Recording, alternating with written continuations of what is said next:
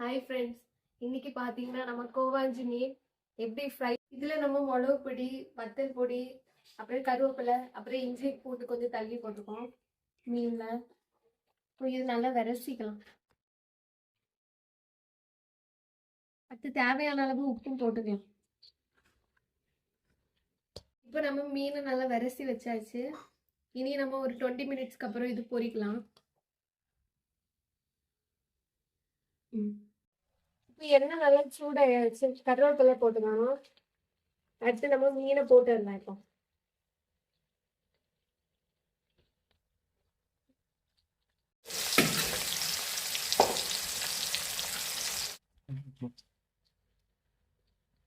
Friends, இப்போ பார்த்தீங்கன்னா நம்ம மீன் பொரிச்சாச்சு. இனி இப்போ சாப்பிடலாம்.